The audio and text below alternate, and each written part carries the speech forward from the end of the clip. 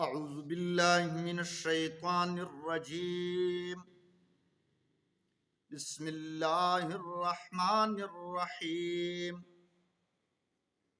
وَإِذَا حَكَمْتُمْ بَيْنَ النَّاسِ أَن تَحْكُمُوا بِالْعَدْلِ صدق اللہ العظیم۔ اور جب تم فیصلہ کرو لوگوں کے درمیان تو فیصلہ انصاف کے ساتھ کیا کرو۔ اس آیت کریمہ میں اللہ رب العزت نے دوسرا حکم لوگوں کے درمیان فیصلہ کرتے ہوئے انصاف سے کام لینا چاہیے۔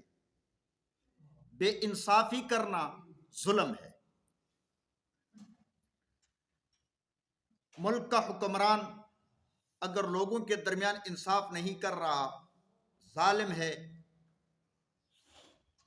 محلے کا نمبردار، سربراہ، ممبر اگر انصاف سے کام نہیں لے رہا، ظالم ہے۔ گھر کا سربراہ اگر گھر کے افراد کے درمیان انصاف نہیں کرتا، بے انصافی کر رہا ہے، ظالم ہے۔ اور ظلم کرنا بہت بڑا گناہ ہے۔ ظلم کرنے کی صورت میں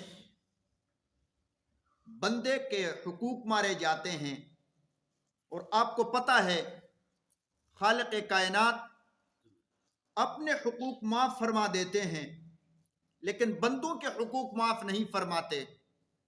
حضرت سفیان ثوری رحمہ اللہ فرماتے ہیں کہ اگر تو ایسے 70 گناہ کر لے جو آپ کے درمیان اور اللہ رب العزت کے درمیان ہوں، اور اللہ رب العزت کے حضور پہنچ جاؤ، یعنی قبر میں پہنچ جاؤ، مر جاؤ، 70 ایسے گناہ کیے ہیں جو آپ کے درمیان اور اللہ تعالیٰ کے درمیان ہے، یہ آسان ہے اور اتنے خطرناک نہیں۔ ممکن ہے کہ اللہ تعالیٰ معاف فرمائیں گے بنسبت اس گناہ کے، اس ایک گناہ کے جو آپ کے درمیان ہو اور بندے کے درمیان، کیونکہ اس گناہ نے تو معاف ہونا ہی نہیں جب تک بندہ معاف نہ کر دے۔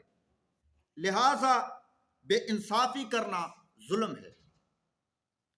حضرت فضیل ابن عیاض رحمہ اللہ فرماتے ہیں کہ قرآن کریم کی ایک آیت پڑھ کر اس پہ عمل کرنا مجھے 1000 مرتبہ قرآن کریم ختم کرنے سے زیادہ محبوب اور پسندیدہ ہے۔ ایک آدمی 1000 مرتبہ قرآن کریم پڑھ لیتا ہے۔ قرآن کریم کی تلاوت کرنا بہت بڑا ثواب ہے، لیکن عمل نہیں کر رہا۔ ایک آدمی ہے، اس نے ایک آیت پڑھ لی اور سمجھ لی، اس پہ عمل کرنا شروع کر دیا۔ حضرت فرماتے ہیں کہ مجھے یہ اس آدمی کا عمل زیادہ پسند ہے اور زیادہ محبوب ہے جس نے عمل کیا۔ اور آگے فرمایا کہ کسی مسلمان کو خوش کرنا مجھے عمر بھر کی عبادت سے زیادہ محبوب اور پسندیدہ ہے۔ تو مومن کی شان یہ ہے کہ دوسرے مسلمانوں کو خوش کرتا ہو، بے انصافی نہ کرتا ہو۔ بے انصافی کرنے کی صورت میں ظلم ہے، اور ظلم کی وجہ سے لوگوں کو تکلیف پہنچانا ہے۔ لوگوں کو تکلیف پہنچانا شرک کے بعد سب سے بڑا گناہ ہے۔ شرک ایسا گناہ ہے کہ اللہ تعالیٰ معاف نہیں فرماتے۔ اس سے دوسرے نمبر پہ جو سب سے بڑا گناہ ہے، دوسروں کو تکلیف پہنچانا ہے۔ ایک بزرگ گزرے ہیں حضرت یزید بن سمرہ رحمہ اللہ، وہ فرماتے ہیں کہ ساحل سمندر کی طرح جہنم کے بھی کنارے ہیں، ان کناروں پہ بختی اونٹوں کی طرح بڑے بڑے سانپ رہتے ہیں اور خچروں کی طرح بڑے بڑے بچھو رہتے ہیں۔ جب اہل جہنم دوزخی اللہ رب العزت سے درخواست کریں گے باری تعالیٰ ہمارے عذاب کو ذرا ہلکا کر دو، تو ان کو حکم ہوگا، یہ حکم بھی عذاب کی صورت میں ہوگا، ان کو عذاب دینے کے لیے یہ حکم دیا جائے گا۔ انہیں حکم ہوگا کہ کناروں کی طرف بھاگ جاؤ اور باہر نکل جاؤ۔ یہ دوزخی جہنمی کناروں کی طرف بھاگ جائیں گے، جب نکلنے لگیں گے تو سانپ اونٹوں اور چہروں کے ذریعے ان کو پکڑ لیں گے، چہروں سے، اونٹوں سے پکڑ لیں گے اور چہروں سے پکڑ لیں گے، اور اس طرح دبوچیں گے ان کو کہ ان کے کال تک اتار دیں گے، ان کا چمڑا اتر جائے گا۔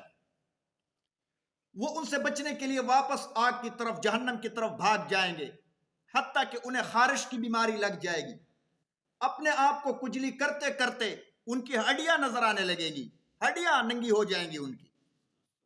غیبی طور پر کوئی پوچھے گا، یعنی فرشتہ، کہ کیا تمہیں کوئی تکلیف محسوس ہو رہی ہے؟ وہ کہیں گے کیوں نہیں تکلیف محسوس ہو رہی، آگ کے اندر باہر نکلتے ہیں، سانپ کڑے ہیں، بچھو کڑے ہیں، تکلیف کیوں نہیں ہے؟